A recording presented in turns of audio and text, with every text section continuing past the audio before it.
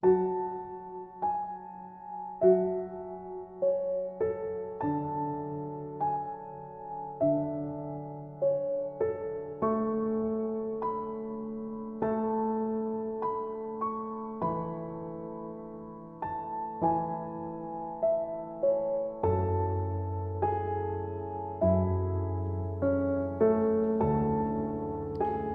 tal, hermanos del corazón de Jesús? Mi nombre es Diego y la idea de este video es continuar con lo que habíamos comenzado con el video anterior. Habíamos empezado a profundizar en la creación y ahora vamos a avanzar a partir de leer Génesis capítulo 2 versículo 7 en adelante. Van a ver que en la medida que vayan avanzando se van a encontrar con algunas dudas, sobre todo porque ahora el relato es como que vuelve para atrás. Vuelve al sexto día, al día de la creación del hombre y de la mujer. Es como que Dios quiere hacer hincapié en algo en particular de ese día, ¿sí? Yo anoté 3 preguntas, pero es muy probable que a ustedes les surjan algunas más. De última me las mandan por mail. La primera dice así, ¿cuándo crea Dios el alma y el espíritu del hombre? La segunda, ¿qué es el árbol de la vida? Y la tercera, ¿por qué Dios creó el árbol de las ciencias del bien y del mal? Bien, para dar respuesta a estas preguntas vamos a ir a nuestra fuente, que es la Biblia. En Génesis capítulo 2 versículo 7 dice así: Entonces Yahvé Dios formó al hombre con polvo del suelo e insufló en sus narices aliento de vida, y resultó el hombre un ser viviente. ¿Qué significa que insufló aliento de vida? Significa que el hombre era un ser inanimado y pasó a ser un ser animado, ¿sí? Nosotros también vamos a ver que en 1 Corintios, capítulo 15, versículo 45 dice: En efecto, así es como dice la Escritura, fue hecho el primer hombre, Adán, alma viviente. De acá lo que nos está hablando es de la creación del alma. ¿Y qué es el alma?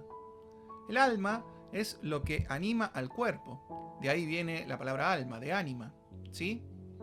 Sin embargo, no es lo único que hace, sino que a su vez también nos pone en contacto con Dios, nos conecta con Dios.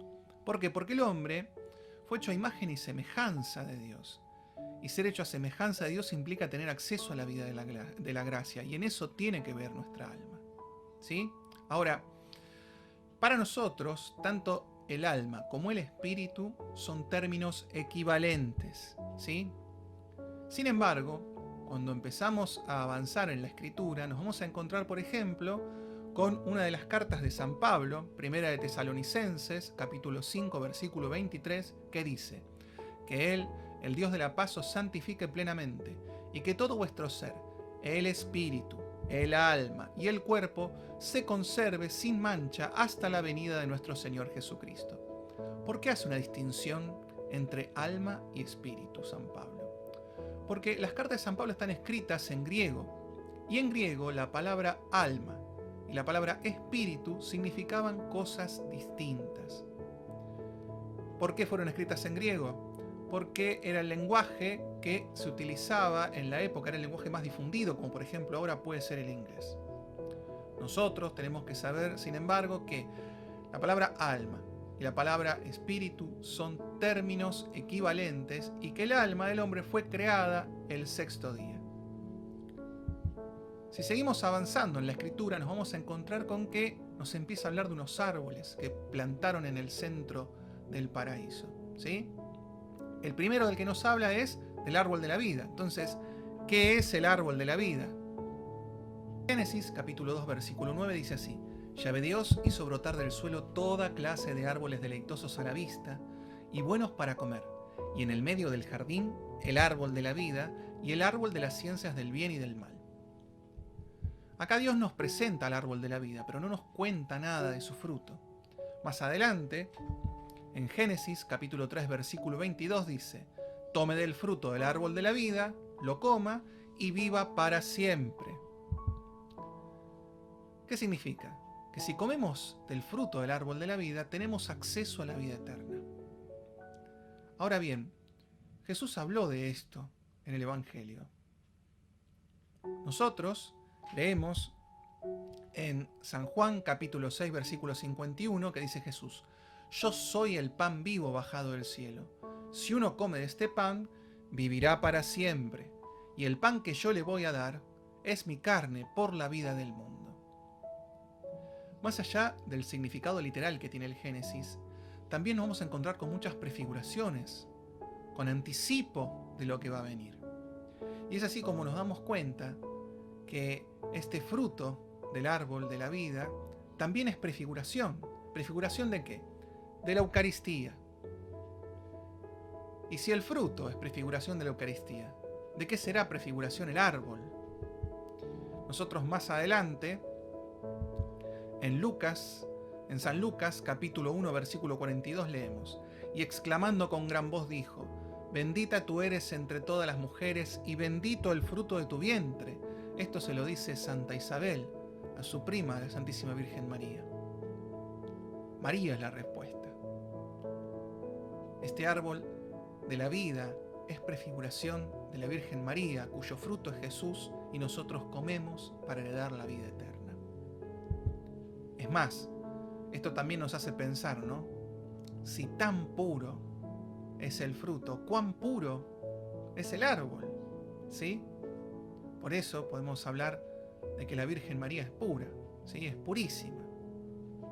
Bien, ahora sí, no era el único árbol que había plantado Dios en el jardín. Había más, pero había uno en particular, que es el árbol de las ciencias del bien y del mal. Y la tercera pregunta: ¿por qué Dios creó el árbol de las ciencias del bien y del mal?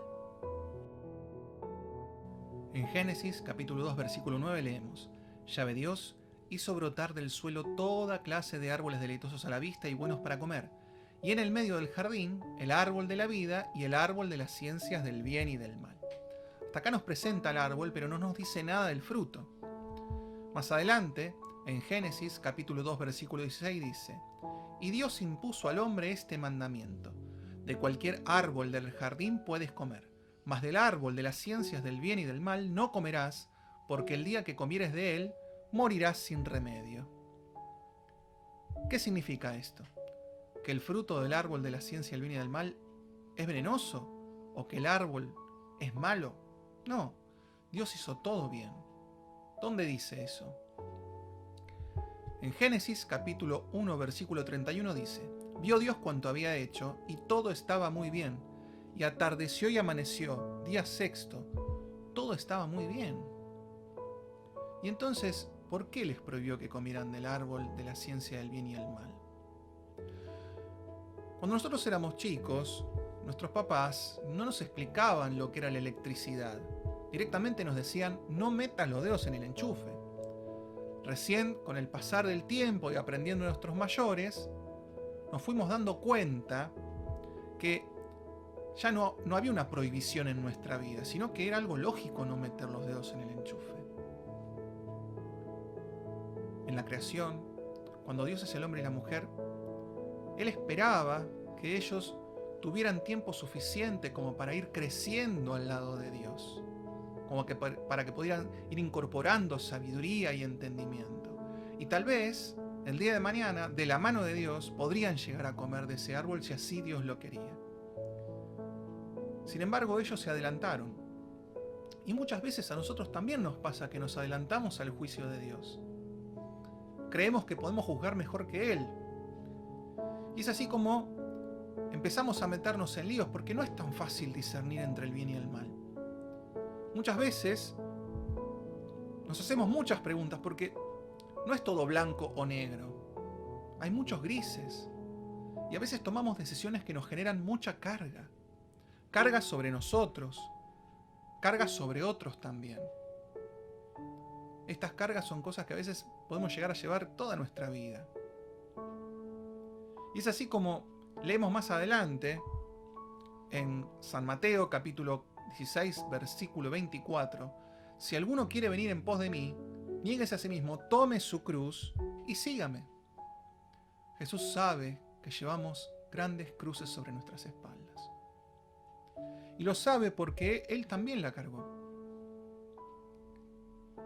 Lo sabe porque muchas veces el peso de la cruz es tan grande que nos aplasta, nos hace caer, hace que sea muy difícil levantarnos. El árbol de la ciencia del bien y del mal es una prefiguración también de esta cruz. De esta cruz que muchas veces se hace muy pesada por decisiones propias o a veces por decisiones ajenas. Pero nosotros tenemos que guardar una esperanza. La esperanza que nos deja Cristo, que es que saber que detrás de cada cruz hay una resurrección.